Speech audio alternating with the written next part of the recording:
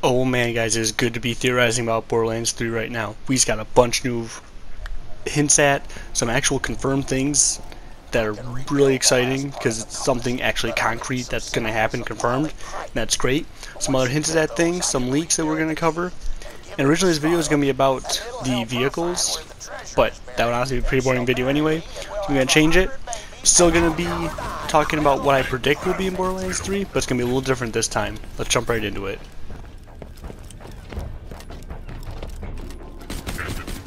If you guys follow Borderlands on Twitter, which I highly suggest you do, you'll notice that last Friday they posted a picture that was the 5 statements of Easter eggs that we were given towards Borderlands 3 from Battleborn and the Battleborn DLC.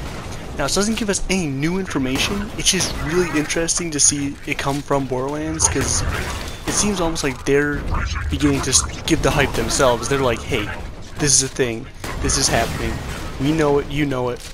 So it just sounds like we're going to have an announcement pretty soon, which is very, very, very exciting. Now, obviously, there's not much to talk about these because they've all been beaten to hell when they first got released. And discovered, I mean, sorry. I'm just going to run through them just in case you haven't heard them or haven't seen the picture. The statements are: visit Promethea, Children of the Vault, we are not on Pandora anymore, Tannis is not what she seems, and do not open the vaults.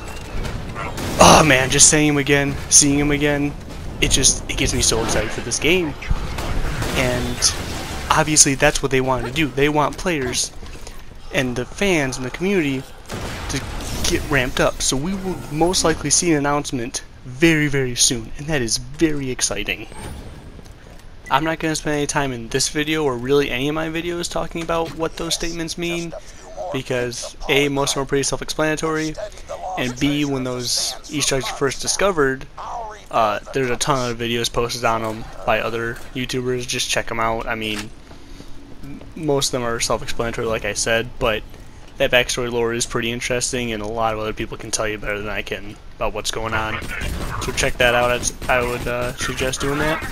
Another exciting thing, though, that I'm really surprised not other people are commenting on, is the fact that Gearbox posted on Twitter and on their website job posting for playtesters for just 2 weeks. I want to say it was mid-April. They have since taken it down, so they've filled the positions.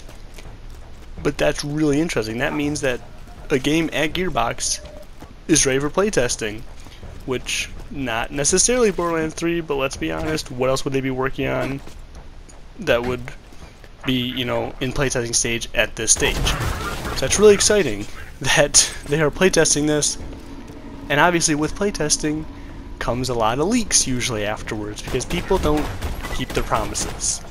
So that's great for us, which means they'll probably have an official announcement shortly after that playtest, because people will already blab. And that is just awesome. So keep your ears open in the next few weeks. I want to say it was mid-April when it was happening, but I'm not sure. But it's happening soon, so keep your ears open. I'm excited.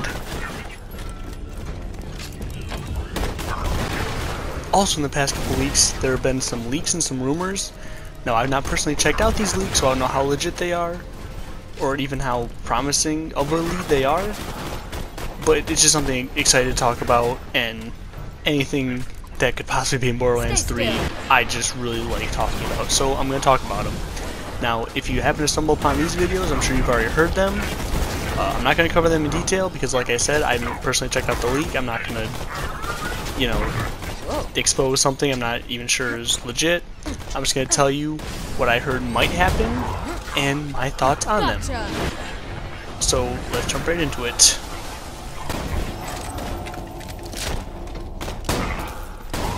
Now, one of the biggest aspects of this leak was the prospect of there being space travel, as in, we get a spaceship, we can customize it, and we use it to go between different planets.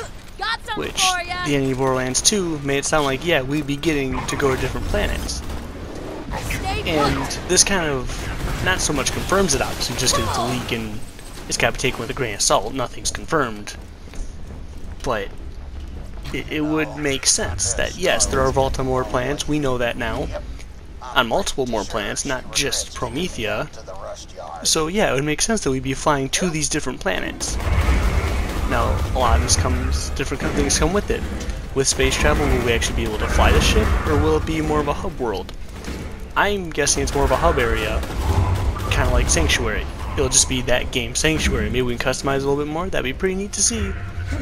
But I highly doubt we'll actually be able to fly it through space, because that would feel kind of like a completely different game if they put too much work into that, which might be alright, but who knows. Obviously, we don't even know if there will be multiple planets. We're not even 100% sure if it takes place on Promethea yet.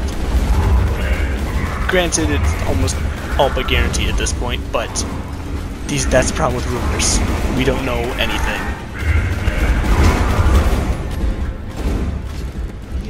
Obviously, with the inclusion of a spaceship, we will most likely be going to multiple planets, which means quite a few different things. One, we're not going to be going to Promethea as much as I thought we would. I thought most of the game will be on there, and it might still be. Obviously, nothing's guaranteed yet. We might not even have a spaceship. But more importantly, that means that they might introduce the low gravity again, which I personally didn't like that much. It was pretty fun for a while, but it got old kind of fast, especially because the whole game of pre-sequel was set in that weird low gravity, except Helios, but you know what I mean. So it would be nice maybe to see on a couple different planets, like let's say Promethea. We spend most of the game on Promethea. Every once in a while we'll go to Promethea's moon, or a close planet that's smaller and has slightly lower gravity. It's just something that would be pretty neat to play with, and I'm sure they are. I'm sure they have found a good way to handle that. So it's just really exciting to see. Maybe we won't get as dramatic as we did on Elpis, but we might have a higher bounce here. We might not be able to jump at all on a different planet. So, especially if they played with gravity in the past, it's neat to see what they can do in this new game, especially that they are not stuck to whatever one gravity type they decide. It's just something really exciting to look forward to.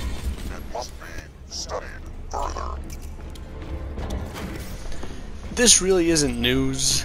It was kind of expected more than anything else. No one's really surprised that there's going to be a season pass. It was just part of the leak, so I thought I'd include it.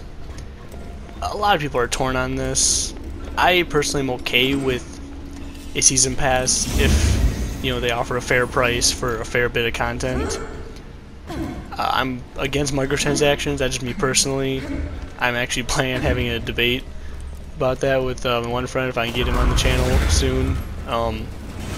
Because he buys way too many microtransactions, and I've tried to talk him out of it. So, trying to talk him into a debate on the channel. That's a video for a later day, though. Obviously, the season pass for Borderlands 2 was pretty amazing. It gave us awesome bits of DLC, and I'm 100% okay with paying a little bit extra for it if they give us that content, like an actual good chunk of content with it, not just, hey, here's, you know, an extra battle arena, pay us $15 for it. No, I want a full campaign, side missions, new area, new bosses, new enemies. I think Borderlands 2 did that fantastically, and I'm 100% okay with Borderlands 3 doing it if they do it in the same way.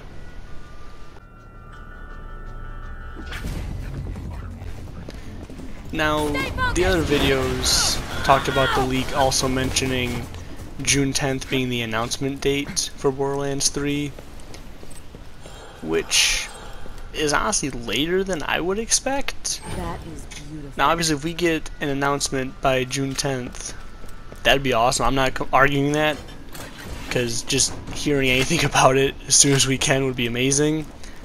But I honestly expect an announcement a little bit sooner, just because of what I mentioned earlier about the whole mid-April they're having, you know, playtesting. Obviously that stuff gets leaked all the time, and I'm sure since everyone knows that they're working on it, that Gearbox is just gonna say, okay, here's Borderlands 3.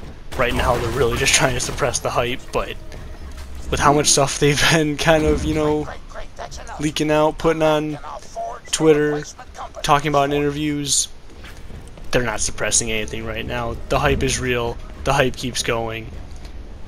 Let's just get an announcement already. Everyone's ready for it. Everyone wants it. I honestly don't know why they're waiting any longer. But June 10th sounds like a perfect day for an announcement. If that's what they're planning on doing it, hey, I say they go for it. If that's what they have planned, they have the master plan. Nothing we can do to change that. Let's just let them do their magic. That does it for this video. I know it's kind of more of an odd one. Doesn't really fit in with how the other ones were working out. But all these announcements just kind of throw me off. Be sure to leave a comment, tell me how I can get better. Check out my other channel, YC Games. And tune in next time when I talk about the story.